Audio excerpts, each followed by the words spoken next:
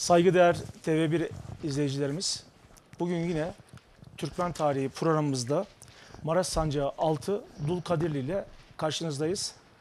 Sayın Hocam hoş geldiniz. Hoş bulduk Sayın Karakaya. Siz de hoş geldiniz. Hoş bulduk. Nasılsınız hocam, iyisiniz? Çok teşekkür ediyorum. Çalışmalarımız devam ediyor ağır aksak. Sizin de bir yoğunluğunuz var zannediyorum. Var.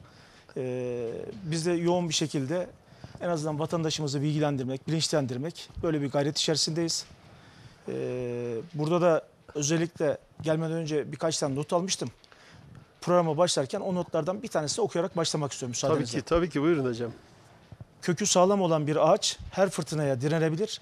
Aile de insanın köküdür. Evet. Biliyorsunuz 2025 yılı aile yılı. Aile yılı. Özellikle şehrimizde de Sayın Valimiz bu konuyla ilgili ciddi bir seferberlik başlattı. Ülkemizde de. Ülkemizde de Sayın Cumhurbaşkanımızın bu şekilde bir aile yaşanmasıyla alakalı, aile kültürünün güçlendirmesiyle alakalı bir çalışma var. Tabii ben bir aileyi de aslında bir tarihi süreçteki bir köke benzetiyorum. Yani çünkü Çok ailenin doğru. de bir kökü olmazsa Çok doğru. biz en azından evet Türkmen tarihini anlatıyoruz, Dulkadirli'yi anlatıyoruz, tarihteki bütün beylikleri anlatıyoruz ama oradaki belki de en temel unsurlardan bir tanesi, o beylikleri ayakta tutan unsurlardan bir tanesi de aile olarak. Evet. Ve onların örfü, ananesi, kültürü, Evet hocam. onları var eden milli ve manevi değerler olarak düşünüyorum. Bunu da başlangıç olarak bir girmek istedim. Teşekkür Arada ederim. da siz zaten bunu sürekli bahsediyorsunuz. Evet. Yine saygıdeğer izleyicilerimiz bu konularda da biz program içerisinde de bunlardan bahsedeceğiz. Tabii ki. Sayın Karakaya teşekkür ediyorum bu giriş için. Önemli bir giriş. Aile yapısı Türk ve Türkmenler, Türk devlet yapısının yani 4000, 4500, 5000 yıllık Türk devlet yapısı var. Bunun en temel sağlam yapısı aile yapısı. Türk'ün Evet. örfü ve töresi son derece değerli. Yazılı olmayan bir kısım değerleri var Türk'ün.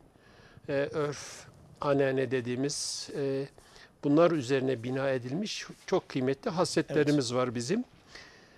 Bu yıl itibariyle aile konusunun işlenmesi, hele hele hızlı yaşanan bir çağda ailenin erozyona uğrayan yapısını da düşündüğümüzde devletimizin ve şehrimizdeki bu çalışmaların önemini bir kat daha altını biz çizelim. Tabii. Hem de arz etmiş olalım değerli seyircilerimize. Ağzınıza sağlık hocam. Hocam isterseniz geçmiş programlar bayağı bir yoğun bir program şekilde devam ediyor. Maraş Evet. sancağı devam ediyor. Bugün de Dulkadirli'ye başlayacağız. Evet. İsterseniz Maraş yöresinin kısa bir hatırlatırsanız izleyicilerimize, yarımıza böyle bu şekilde de başlamış oluruz. Tabii ki teşekkür ediyorum Sayın Karakaya. Fakat ondan önce ben müsaade ederseniz Maraş Sancağı'nın 6. bölümünü Evet. bu hafta çekiyoruz, çalışıyoruz. Ondan önce birlikte çalıştığımız Edebiyat Fakültesi profesörlerinden Celil Arslan hocama ben teşekkür ediyorum Evet. katkılarından Buradan Celal dolayı. hocama da selamlarımızı iletmiş olalım. Selamlarımızı iletelim.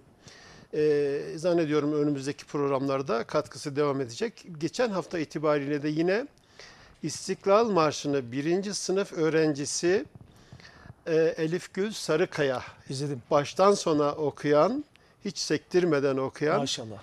Yani bunu da 3 ve 4. günde ezberlediğini belirtelim. Annesi ve babası da eğitimci. Buradan hem annesine babasına Elif Gül Sarıkaya'nın hem de öğretmenlerine böyle güzide bir öğrencimizi yetiştirdikleri için, emekleri için müteşekkir olduğumuzu söyleyelim. Ve sayın seyircilerimiz soruyorlar kim diye. Elif Gül Sarıkaya değerli seyircilerimiz benim torunum. Maşallah. Yani evlatlarımızdan bir tanesi, torunlarımızdan bir tanesi. Bizim için çok saygıdeğer nesillerimize örneklerden sadece birisi. Evet. Yani bunun milyonlarca var olduğunu ülkemizde zaten ailenin önemini bir Evet. cümleyle bahsettiniz. Demek ki nesillerimiz güvenle yetişiyor. Bu donanımla, Türk-İslam donanımıyla, bu medeniyetin yapısıyla, Anadolu irfanıyla yetişiyor ve yetişmeye devam ediyor. Bu misalden dolayı da bütün öğretmenlerimize, anne ve babalarımıza bu yönlü düşünen, evlatlarını bu şekilde yetiştiren zaten mefkuremiz bu. Türk'ün özü de bu, sözü de bu değerli seyirciler. Aslında bu programın amaçlarından bir Kesinlikle. tanesi de bu. Kesinlikle. Hani diyor ya Mehmet Akif Ersoy, bir milletin tarihi onun ruhunun aynasıdır. Evet.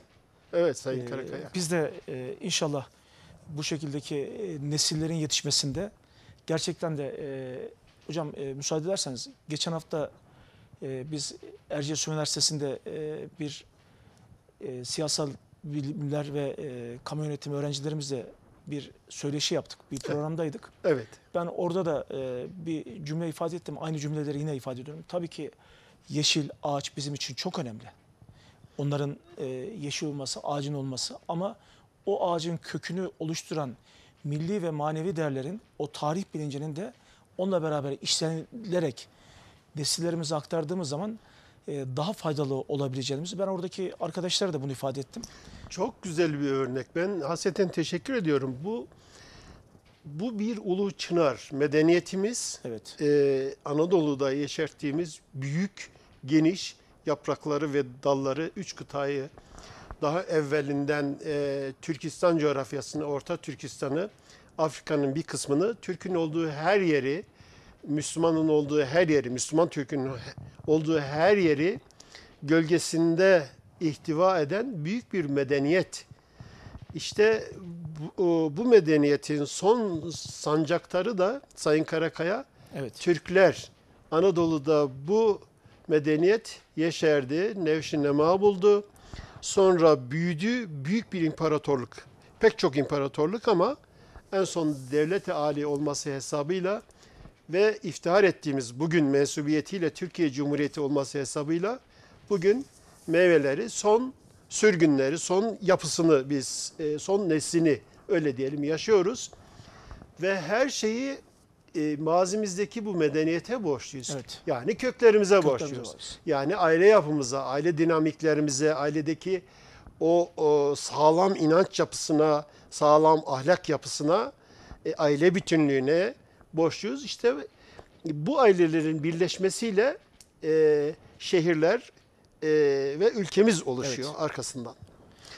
Ben teşekkür ediyorum. Dulkadirli'ye başlamadan önce Sayın Karakaya, Maraş yöresini biz Celil hocamla, Celil Arslan hocamla, Profesör Celil Arslan hocamla uzun uzadıya çalıştık. Fakat seyircilerimize kısa bir hatırlatma yapalım. Lütfen hocam.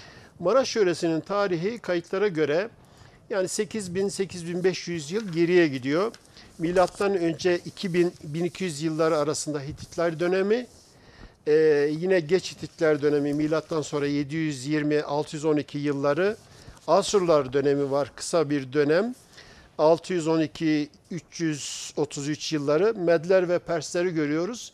Medler ve Persler, Farslar dediğimiz İran coğrafyasında kadim bir kültürü yansıtan, Anadolu'da da ileride bahsedeceğiz, Zulkadirlerin içerisinde Sasaniler olarak uzantısını gördüğümüz büyük bir İran kültürüdür. İraniler, yani bu değişik varyasyonları var, değişik isimlendirmeleri var. Detaya girmeden bu dönem 333 ile 323 yıllarında yine Makedonyalıların bu bölgede hakim olduğunu, milattan önce 323-64 yıllarında Selefkosların Maraş'ı başkent olarak kullandığı bölgede hüküm sürdüğünü, milattan önce 64 ile 395 yıllarında milattan sonra Roma İmparatorluğunu, 395 yıllarında Bizansların Maraş'a hakim olduğunu, 637 yılında Hazreti Ömer'in büyük komutanlarından, Halid bin Velid büyük İslam komutanlarından Maraş bölgesinden, yani Şam üzerinden Anadolu'nun güney bölgelerini ve dolayısıyla Maraş coğrafyasını içine alan bölgeyi fethettiğini, 300-310 yıl kadar Emeviler ve Abbasiler döneminde kaldığını Maraş'ın söylemeliyiz. Evet. Peki daha sonraki dönemlerde ne oldu?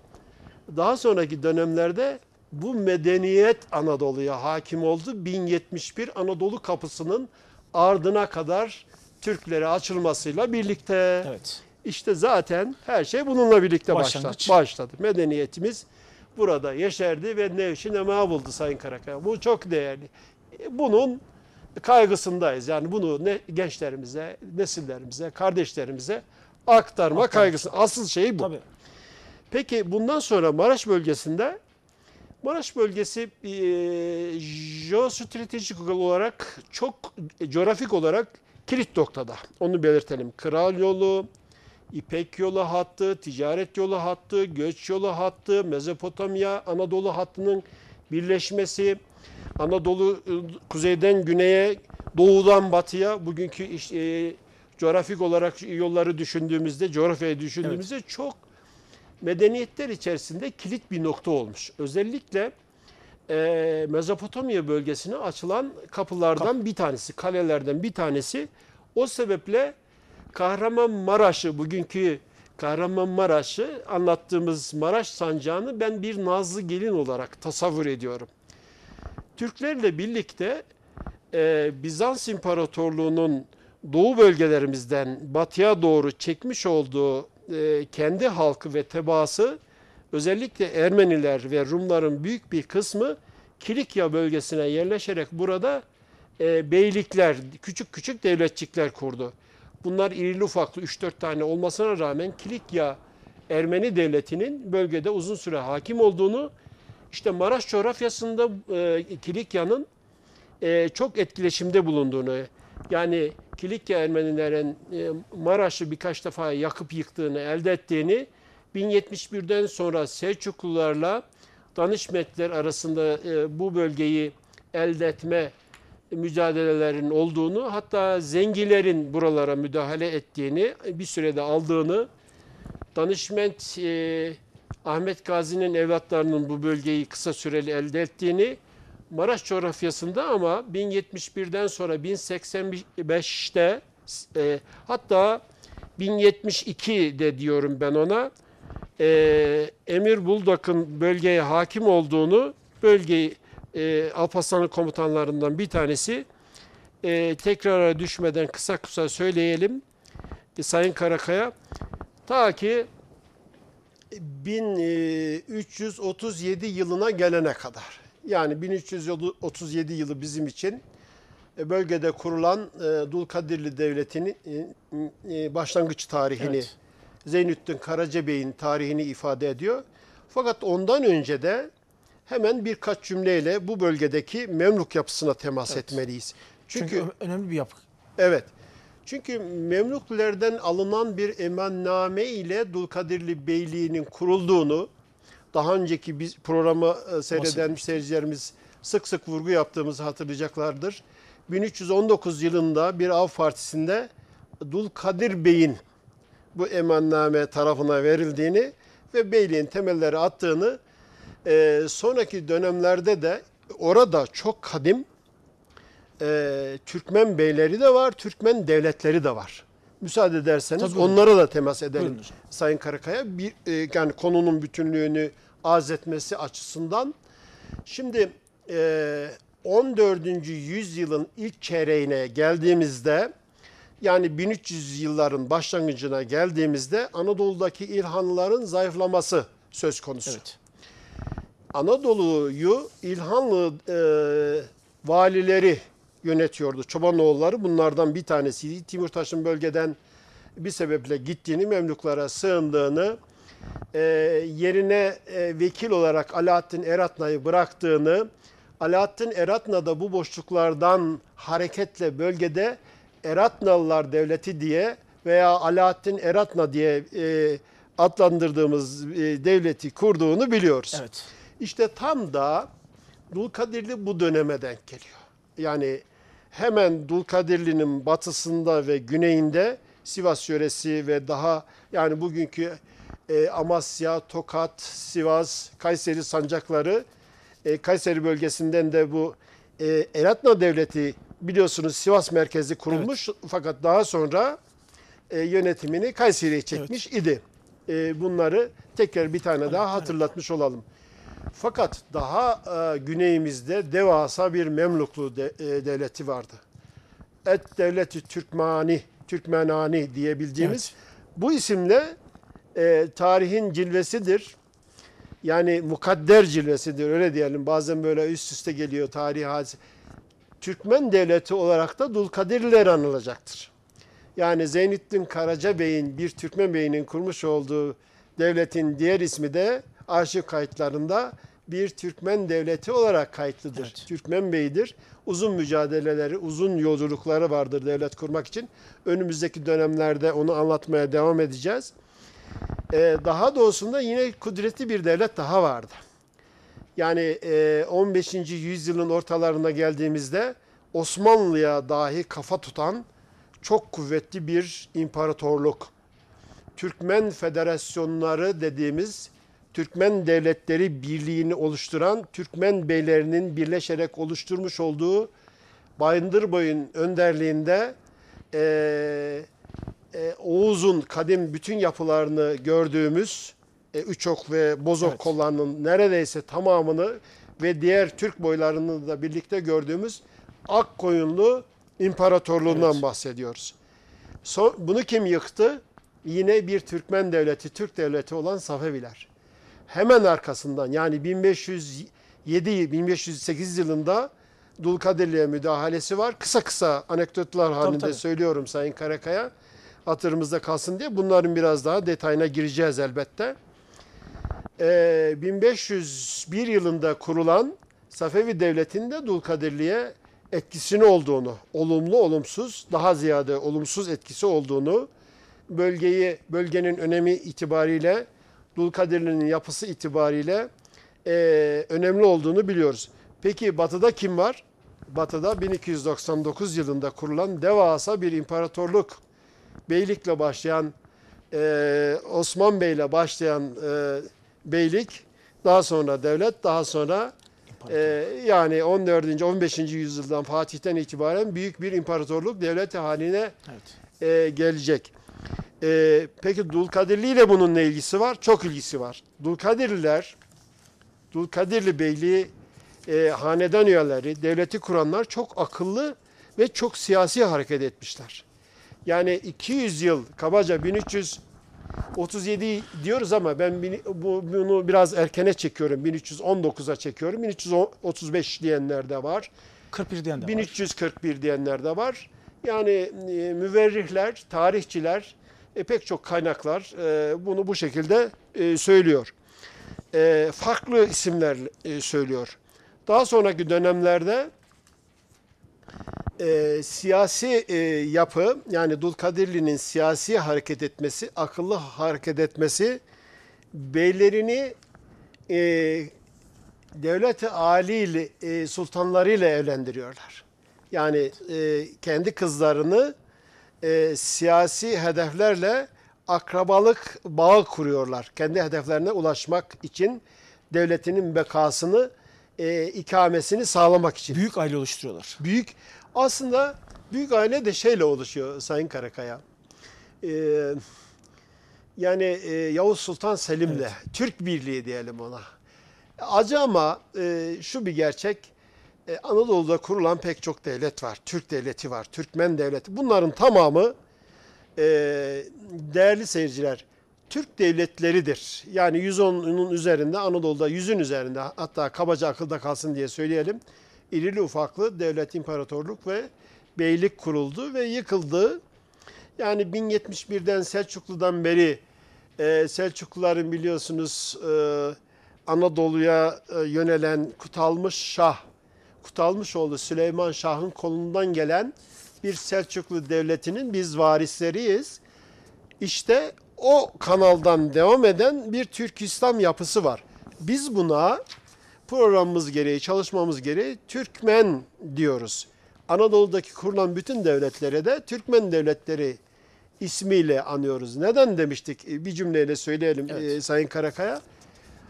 Anadolu'ya yönelen Türkler Müslüman oldu. Müslüman olduktan sonra İslam'ın sancaktarlığını yaptı. 1000 yıldır yapıyor. Hala da devam ediyor. Yani çok şükür diyelim buna. İşte bu tariften dolayı yani Türk artı İslam, Müslüman olma. Evet. Adı oldu Türkmen. Bugünkü tarifi Türk desek de olur, Türkmen desek de olur, Batı'da Yörük desek de olur. Bunlara tekrar girmeyelim. Uzun uzun anlatmıştık. Ama yine de sayın seyircilerimizin aklında soru işareti kalmaması için bu açıklamayı yapalım. Peki bu devletlerin yani bu evlilikler, akraba evlilikleri Dulkadirli'ye ne kazandırdı? Ömrünü uzattı, Ömrünü uzattı, güçlendirdi. güçlendirdi. Et-Türkmenane diye bildiğimiz Türkmen devleti yani 1517 yılında bir harekat var. Ama 1522 yılında Ali Bey'in öldürülmesiyle birlikte tamamen Osmanlı Devleti'ne geçmesi söz konusu. 1517 yılında Yavuz Sultan Selim'in Memlük Devleti üzerine Memlük Devleti'nin ortadan kaldırılmasıyla sonuçlanacak olan büyük bir seferi söz konusu. İşte bu coğrafyada toplanan Türkmenler, biraz daha başa gelelim buradan bu tarifi yaptıktan sonra 13. yüzyıla gelelim.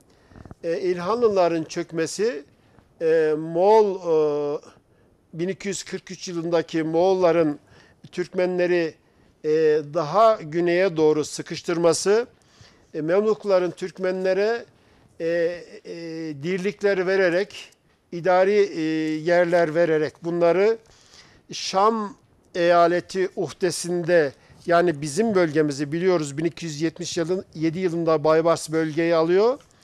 1243 yılında Köse Dağı Savaşı'ndan sonra Baycu Noyan bölgeye 2 defa geliyor. Sivas hattı üzerinden yakıp yıkıyor. Ama daha sonra yine Moğol komutanlardan Elbistan üzerine, Maraş üzerine sefer düzenleyenler var. Öç alma duygusuyla. Niçin öç alıyorlar? İlk defa Moğol ordusu, yenilmez denilen devasa Moğol orduları, yenilgi yüzü görmeyen Moğol orduları ilk defa aslında Harzemşah döneminde kısa bir komutanlardan bir tanesi Harzemşahlar Alaaddin Harzemşah yenilgisi görüyor. İkinci ve büyük yenilgisini Sultan, Memlüklu Sultanı, bir Türk beyi olan Memlüklu Sultanı Baybars tarafından mağlubiyet tattırılıyor. Bu çok acı bir mağlubiyettir.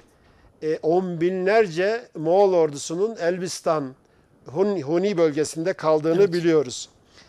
İşte bunun öcünü almak için Maraş coğrafyasına gelip Maraş coğrafyasındaki oluşan birkaç sosyal durum daha var. Baba isyanı bölgeyi zayıflatıyor. Moğollar, Ağaçerilerin bir isyanı var. Bu da bölgeyi zayıflatıyor. Aslında bu dönemde Osmanlı'nın kendi kuruluşunu, kendi yapılandırmasını belki söz edersek, kendi haliyle hemen bölgesinde Karamanlı Devleti var. Onunla uğraşıyor aynı yıllarda. Bu bölge tabii biraz daha uzak kendisi, kendi coğrafyasına. Ama buradaki beylikler, böylece devletler yıpranmış oluyor. Bizim coğrafyamız, bahsettiğimiz coğrafya o zamanlar zamanla, yani 1315 yılından sonra Şam valileri, yani Memlük bölgesinde bulunan, Şam eyaletinde bulunan Memlük valileri tarafından yönetiliyor. Veya bu bölgedeki Türkmen beyleri Şam'a ve Şam'dan da Memlük'a bağlı olmak kaydıyla yönetiliyor. Çünkü Kayseri'ye kadar gelen Baybars, Kayseri'yi de kısa süre kendi yönetimine, kendi uhdesine alıyor. Fakat daha ziyade bahsi geçen Maraş coğrafyasını tamamen kendisine bağlamış oluyor. Ta ki 1335 yılında İlhanlı beyinin ölmesiyle, daha sonra da İlhanlılar zayıflayarak ortadan kalkacaktır. Hemen dönemin arkasında, yani bu yüzyılın hemen arkasına doğru İlhanlı O zaman şey mi var hocam? Başta Ebu Said Bahadır Han. Ebu Said Bahadır Han'ın ölümü bir dönüm noktası. Güçlü Anadolu bir lider. Çok güçlü bir lider. Anadolu'yu söylediğimiz gibi Çobanoğulları ailesinden, Çobanoğlu da emir çobandır, kendi veziridir, bir Türktür. O vasıtayla yönetmiş olduğu Anadolu, aslında 1243 yılında Sayın Karakaya, tarih hiç boşluk kabul etmemiş. Ve tarih birbirlerini tamamlayarak gitmiş. Hiçbir zaman Anadolu'da bu hadiselere Yani 1000 yılı baştan başa ekleyerek, değerlendirerek geldiğimizde zayıf kalan diğerinin egemenliği altına girmiş. Yani basit bir misalle büyük balık küçük balığı hep yutmuş. Yaşamak istiyorsan güçlü olacaksın o dönem. Evet, yani devletlerin yaşaması buna bağlı. Yani Türk devlet kültüründe zaten bu var. Bugünkü yaşadığımız yüzyılda bunu da çok iyi görüyoruz. Evet. Bugün itibariyle silahlanması, ordunun teçhizatı, güvenlik konusunun bir numara olması, coğrafyamızda yavaş yavaş ülkemizin sesinin ve sözünün duyulması, sözünün dinlenmesi, bunları yavaş yavaş görüyoruz. Hocam özür dilerim. Bu arada mesela güçlenebilmek için nüfus oranı da güçlü olması gerekmiyor mu? Evet. Yani nüfusun sayının güçlü olması lazım. Eskiden hani köylerde falan aileler sayısal değerleri de çok ön tarafa çıkıyor. Tabii bu arada biz burada tarih programı yaparken güncel konularla tarihi de bir araya getirmeye çalışıyoruz. Tabii.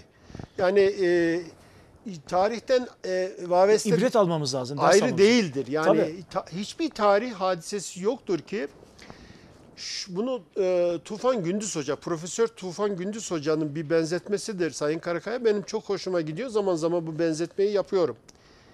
Şimdi sizin önünüzde bir bardak var. Benim önümdeki bardak ve içi dolu su bardak. İkisi de aynı diyelim. Evet. 1000 yıl önceki yaşanan şu bardakla 1000 yıl sonra yaşadığımız bu bardak, içi dolu bir su bardak olduğunu düşünelim.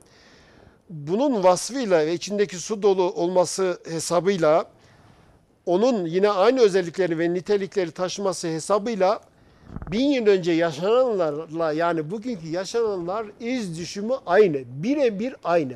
Yani tarihten biz ibret almazsak aynı hataları yaparız, aynı eksiklikleri, aynı sıkıntıları çekeriz. Hem münferit olarak hem de devlet olarak. Evet. Biz zaten devlete ebedi müddete inanan insanlar olduğumuz için sürekli bu programdaki amacımız da bu. Evet. Lakin devletimiz de bu konuda yani çok böyle bu tecrübelerden dolayı, yani binlerce yıllık tecrübesi var. Çok hassas bu konulara. Yani devletin bekası, devletin ikamesi, işte ya Osmanlı ile birlikte bir çöküş dönemi, hemen arkasından kurulan genç bir cumhuriyet dönemini yaşadık. Geçen haftalarda da 19 Mayıs hesabıyla bunların gündeme getirdik. Bir kurtuluş savaşı yaşadık 4 yıl. Yani fakr-ı zaruret içerisinde bu millet 11 milyona düşmüş, 3 milyonla 4 milyon arası şehit vermiş, genç bir devlet kurmuş.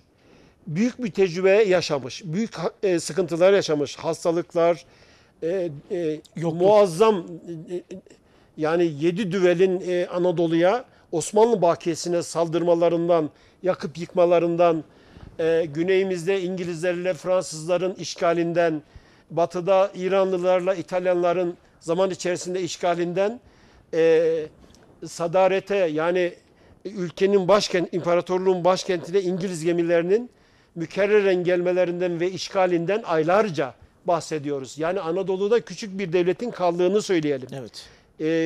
Buradan hareketle Samsun'dan başlayan bir kurtuluş savaşı Mustafa Kemal Atatürk önderliğinde bu millet tekrar kendi kaderini yazmıştır. Küllerinden doğan bir millet. Evet, yani imparatorluk çökmüştür. Evet. Hazin hikayeler vardır. Bu anlattığımız, yani Osmanlı'nın çöküşü, genç Türkiye Cumhuriyeti'nin kuruluşu, pek çok hadiseler yaşanmış olması, fakr-ı zaruret içerisinde yine de devletimizin kurulmuş olması, bu devletin devlet ebed müddet yani kızıl elma hedefine çok tipik ve güzel bir örnek. Bu millet her şeyini kaybeder ama bağımsızlığını kaybedemez. Asla. Hürriyetini kaybedemez. Bu 5000 yıldır böyle. Bunlardan beri biraz daha eskisi var ama kurulan devletleri düşündüğümüzde bu böyle. Her beyliğin kuruluş ve yıkılışında aynı düşünceler hakim olmuş. Tekrar Mütehakkız olmamız gerekiyor. Evet. Devletimiz de çok şükür böyle olduğunu çok biliyoruz. Şükür, yani en azından bu rahatlığı bir vatandaş olarak, bir tebaası olarak, bir mensubu olarak şeref duyduğumuz mensubu olmakla elbette hissediyoruz. Tabii. Bunun da gurur duyuyoruz. Çünkü bunun şeylerini, izlerini, işaretlerini bir şekilde görüyoruz. Evet. Hocam bu arada çok özür dilerim. Sosyal medyadan mesaj atan arkadaşlarımız var. Selamları var. Yayınımıza başarılar diyorlar. Biz de buradan bütün arkadaşlara selamları aldığımızı, biz de onlara selam Kendilerine verdiğimizi teşekkür iletmiş ediyoruz. Teşekkür Yani ediyoruz. bu soruları olursa onu da alırız ama farklı sorular olursa gelecek programlarda İnşallah. şey yapmak kaydıyla. Şimdi Dulkadirli kurulmadan önceki durumu özetliyorduk. Daha sonraki gelişen siyasi bağlarla birlikte akrabalık bağlarını geliştiren Dulkadirli Devleti elbette biraz daha ömrünü uzatmıştır. Peki Dulkadirli Devleti nasıl kurulmuştur? Sayın Karakaya, isterseniz biraz da buradan bahsedelim. Dulkadirli Devleti, söylediğiniz gibi Bahadır Han'ın vefatıyla birlikte Genel durum tanımlaması yaptık zaten. evet, O bölgeyi. Memluk hükümdarından almış olduğu bir emenname ile iki tarihi de söyleyelim. 1319 yani Dulkadir Bey ve Dulkadir Bey'in evladı Zeynüddin Karaca Bey 1337 yılında, hadi 1337 yılını resmi bir tarih kabul edersek bunun üzerinden, fakat bölgede Türkmen beylerinin, Türkmen boylarının, Oğuz Türkmen boylarının yoğunlaştığını, sıkıştığını söyleyelim. Evet. Buralara dirlik verdiğini Memluklar tarafından tekrar bir tane daha söyleyelim. Selçukluların, Anadolu Selçuklu Devleti'nin çeşitli sebeplerden dolayı Türkmenlere beklenen desteği vermediğini veya veremediğini de söylemiş olalım. Evet. Çünkü Türkmenler biraz daha Karadeniz hattına, Çepnilerin Çankırı bölgesinden, yani Kuzey Anadolu'nun kuzey bölgesine, fakat daha ziyade yani bir arşiv kaydında 40 binden daha ziyade Türkmen bölgesinin Maraş'ın altından Halep bölgesine kadar Memluklar tarafından iskan edildiğini, yani Biladüs Şam dediğimiz Suriye. Hama, Humus, Şam, Rakka bölgesi, Deir Zor bölgesi, Halep bölgesi, bu bölgeye yerleşen Türkmenler tarih içerisinde zamanla Şam Türkmenleri diye de adlandırılacaktır. Ve bunların ileride göreceğiz, uzun uzun Çok uzak yerlerde yerleşmemişler. Oradan yukarıya doğru, Anadolu'nun işlerine doğru seyir seferlerini, hem gidişlerini ve hem gelişlerini daha önce söylemiştik ama bir tane daha söyleyeceğiz. Hatırlatalım hocam. Önümüzdeki dönemlerde de söyleyeceğiz. Yani bir Kayseri'de yaşayan Türk, ben Halep Türkmeniyim diyebilir. Evet. Ben Şamlıyım diyebilir. Zaten böyle de Evet. söylenmiş. Yani geçen yüzyıla kadar, bundan 100 yıl öncesine kadar bu söylenmiş.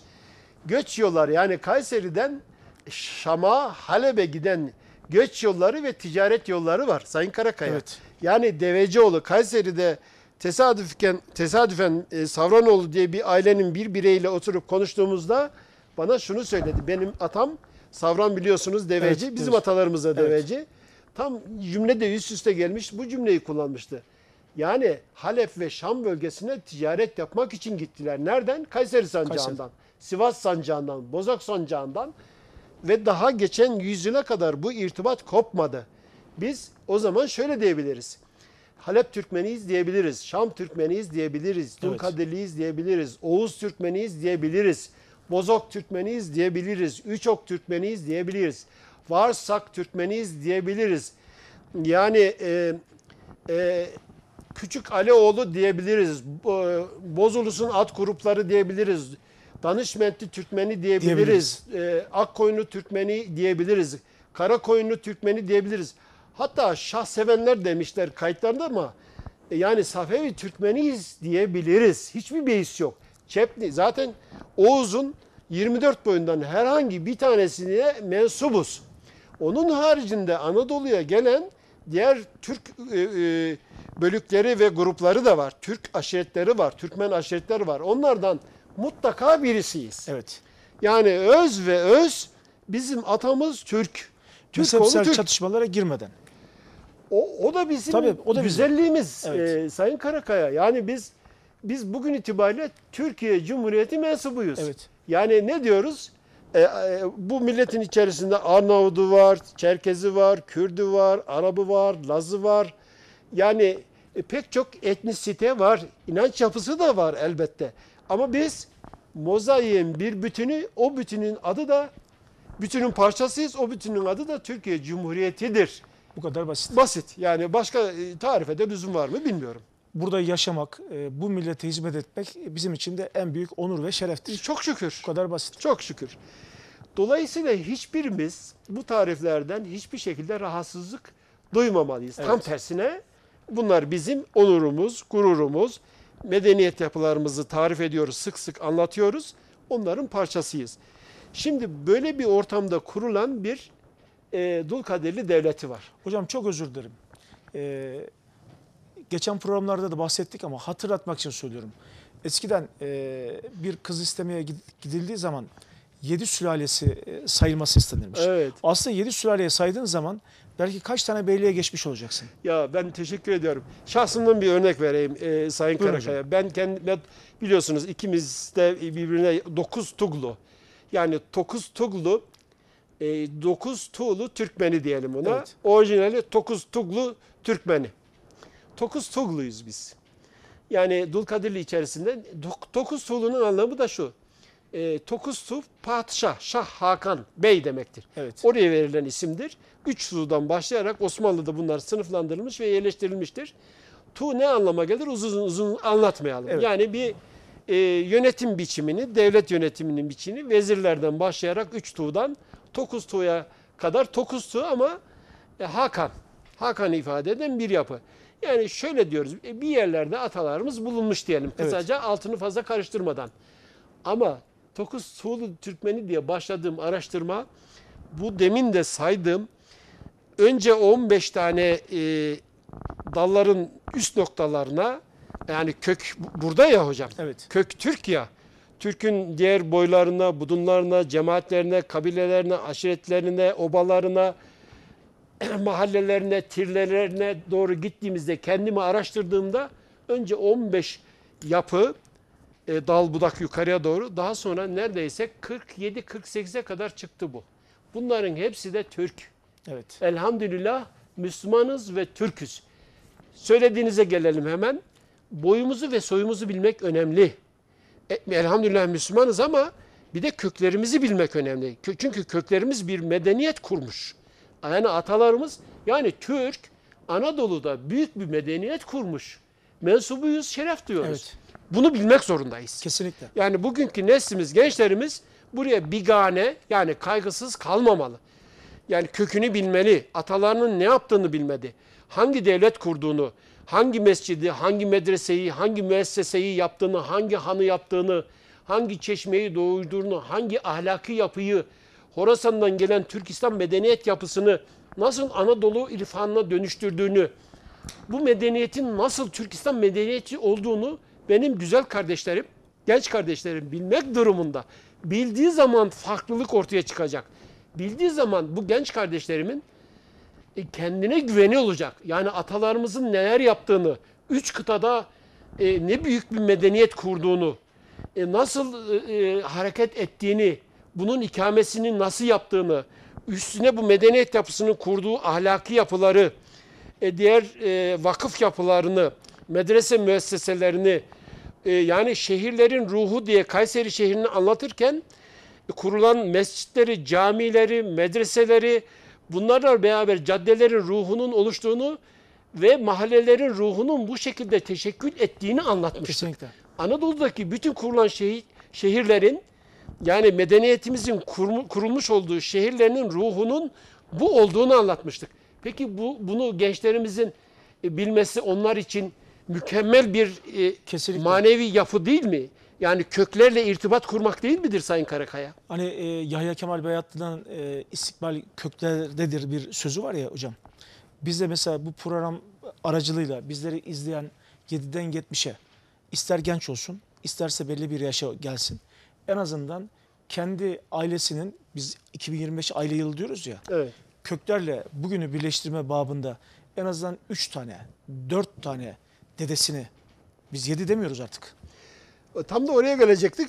Buyurun hocam. Şimdi Kazaklar da kız istemeye gidince Sayın Karakaya bir anekdot biliyorsunuz, Buyurun. bir Afganlı doçent doktor Muhammed Bey'le Evet. tarih bölümünde tanışmıştık. Hocamıza O da da selamlar olsun. kendisine selam ediyoruz. Belki bir konuk da edebiliriz bu programımızda. Tamamen Türk ve Türk ruhu, Müslüman İslam, Türk İslam ruhu kendisinde de var. bizatihi görmüş Evet. olduk. O da aynı şeyi daha önce belirtmişti. Kazaklarda 9 kuşağını bilmeyen, 9 atasını bilmeyene kız vermezler. Şimdi Türk töresinde, yani benim gelmiş olduğum yerde de 7 kuşağını bilmeyene, Türkmenlerde genel olarak Anadolu'nun her yerinde rastladığım bir yapıdır. 7 kuşağını bilmeyene kız vermezler. Peki 7 kuşağını bilince ne oluyor? İnsan kökünü biliyor, soyunu biliyor, yapısını biliyor, nereden geldiğini biliyor, eksiğini biliyor, fazlasını biliyor. Evet. Bu kendisi için artı bir değerden, olumlu bir yapıdan, köklerle buluşmaktan başka ne ifade eder? Bence daha fazlasını ifade eder olumlu anlamda, ama bunun bilinmesinde fayda var. İşte onun için köklerimiz bizim için yani köklerimiz dallar için de önemli. Evet. Dal kim? Niye? İşte yeni neslimiz, Evet. gençlerimiz, dallarımız çiçek açacak Sayın Karakaya ve meyveye yatacak. Kesinlikle. Yani bu medeniyet yeniden Anadolu'dan ayağa kalkacak. Yani ne diyoruz biz? Yiğidin atının ayağı sürçer, yiğit düşer. Yiğit Bismillah der, düştüğü yerden kalkar, yeniden sefere rağm olur. Kesinlikle. Bu bizim medeniyet yapımız. Yıllardır yaptığımız şey, bugün de inşallah bunu yapacağız ya İnşallah. yapmaya devam edeceğiz. İnşallah. Sayın Karakaya, biraz konuyu dağıttık mı bilmiyorum ama Dağıtsak da hocam en azından maksat hasıl olsun. Maksat tarih bilinci kökse ne olur, bir hafta daha uzatmış oluruz programımızı. önemli değil. Zaten Dulkadirli Beyliğini şey yapacağız, devam edeceğiz. Dulkadirli Beyliği'nin kuruluşunda Maraş coğrafyasında, yani Afşin bölgesinde, Elbistan bölgesinde böyle bir yapı vardı. Aslında beyliği kuran Dulkadir ismini biraz şey yapalım. Dulkadir, tarihçiler bu konuyla ilgili, Dulkadir ismiyle ilgili pek çok irdelemişler, pek çok buraya yorum getirmişler. Bunların yani Fars kaynaklarından, Türk kaynaklarından ve Memlük kaynaklarından dolayı farklı bağlantılarının var olduğunu biliyoruz. D ve Z harfi şöyledir Arapçada. Üstünde Z'nin bir nokta vardır. Yani dal ve zal harfinden bahsediyorum. Sayın seyircilerimiz lütfen buraya dikkat etsinler. Bu harf, yani üstüne Z korursa zal olur. O zaman Zulkadriye ismiyle yazılan ve anılan bir Dulkadiroğlu'nu anlatmaya çalışıyorum. Bu işaretle. D harfinden de D harfinden hareketle bazı müverrihler, yani kaynaklar öyle diyelim, Memlük kaynaklarında, fakat Osmanlı'ya geçtikten sonra Dulkadirli'nin daha çok Zulkadriye ismiyle anıldığını söyleyelim. Zulkadir, Dulkadriye, bunu daha vurgulu söyleyenler olmuş. Çok yani aşağı yukarı 15-20'ye yakın tarif var. Bu tariflerin hemen hemen hepsi de bir şeyi işaret ediyor. Dulkadirli. Yani Dulkadir Bey'in atası, benim tespitlerime göre Kara Hasan Bey, Hasan Bey diye bilinen, Kara Hasan Bey diye tanılan bir bey.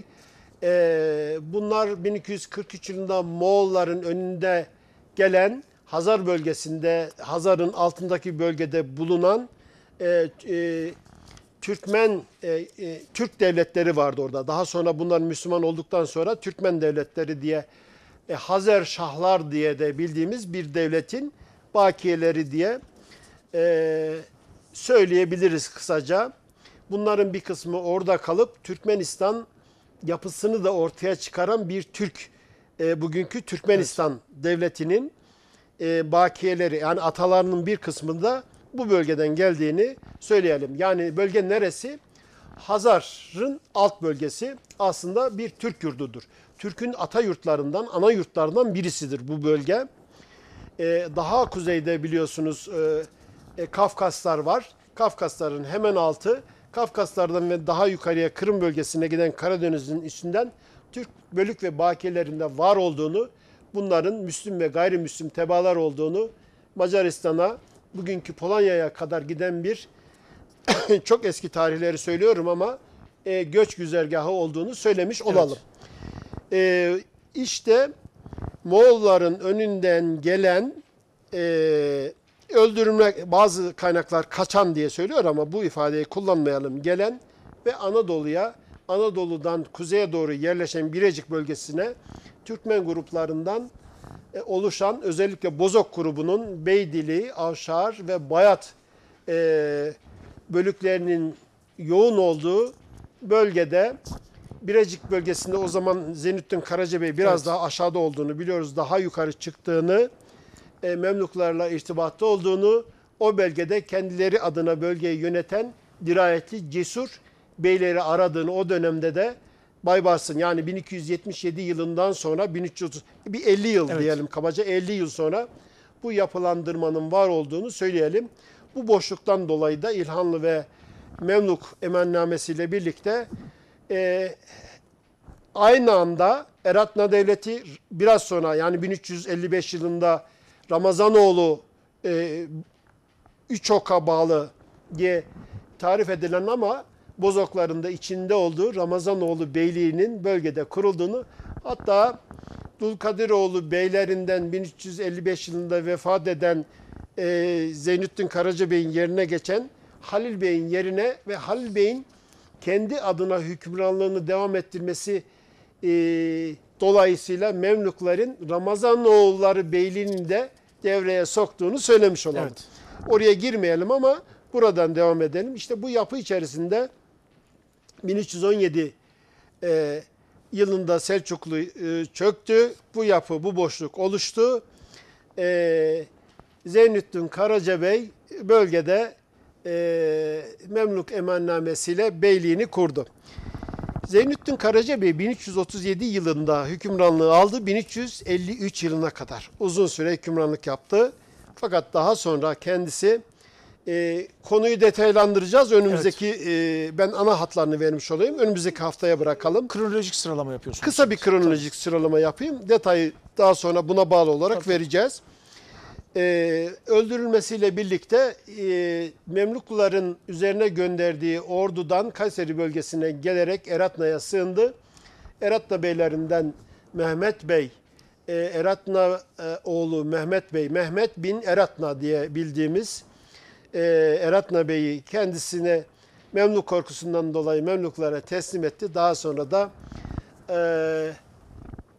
Memluk'a, Kahire'ye, yani Memluk başkenti Kahire'ye götürülen bir süre hapiste tutulan Zeynettin Karacabey'in öldürüldüğünü biliyoruz. Yerine hemen evladı Halil Bey geçiyor. Halil Bey'in türbesi bugünkü Pazarören'dedir. Kesikbaş diye bildiğimiz orada birkaç tane türbe var. Anıtsal bir yapı var. Bu yapıdan bir tanesi, iki tanesi Dulkadirli beylerine, Melik Gazi'ye ait. Diğeri de Halil Bey'e, Başsız Türbede diye bildiğimiz, zaman zaman ziyaret edilen çok kudretli, çok kuvvetli, çok cesaretli bir beyden bahsediyoruz. Babası gibi, hatta dedesi gibi. Yani dedesinin isminin de başka bir rivayette ben Hasan Bey dedim ama Kara Halil Bey olduğunu zikrederler. Yani dedesinin başka bir kayıtta yani babasının adı neydi? Zeynettin Karacabey. Karacabey diye de bilinen, Zeynettin diye de bilinen Dulkadir Bey'in evladıdır.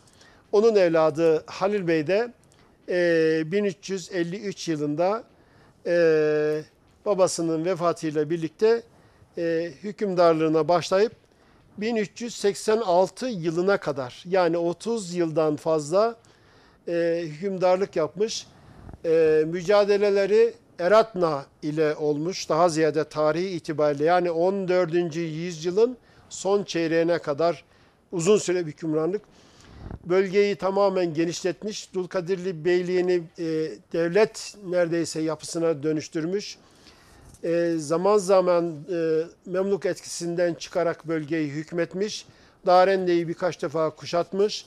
Eratnalılarla ilgili pek çok savaş yapmış. Fakat Memluk'un etkisiyle, Memlukluların baskısı ve etkisiyle buralardan gelip feragat ederek Malatya üzerinden Elazığ'a, Harput'a kadar fütuhatta bulunan çok dirayetli, daha aşağı bölge Halep üzerine kadar sefer düzenleyen bir beyden bahsediyoruz neredeyse.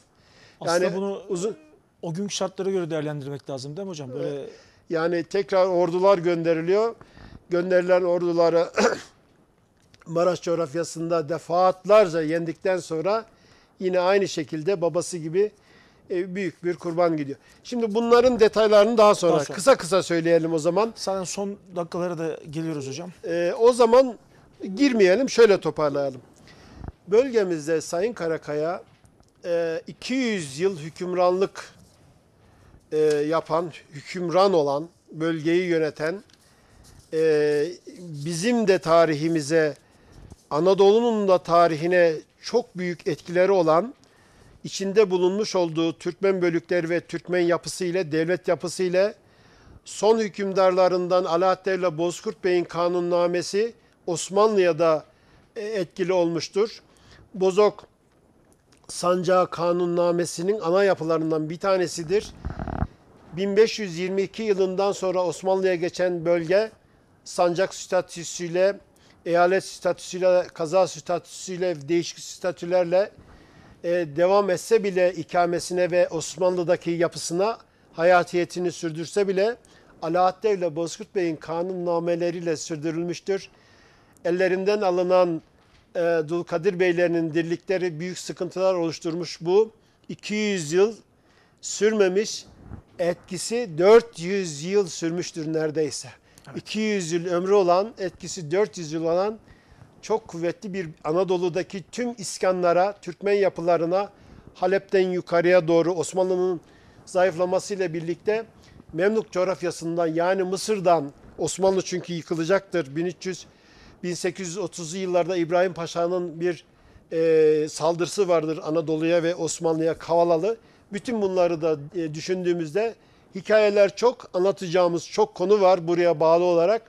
Daha sonra Dulkadirli'yi anlattıktan sonra önümüzdeki haftalarda buna bağlı olarak Osmanlı Devleti, Osmanlı Devleti'nin etkileşimini, Memluk'un yıkılmasını, daha sonra Şah İsmail'in yapısını buraya, yani Dulkadir üzerine müdahalesini, yıkılmakta olan Akkoyunlu Devleti'nden bahsedeceğiz. Eratna Devleti yine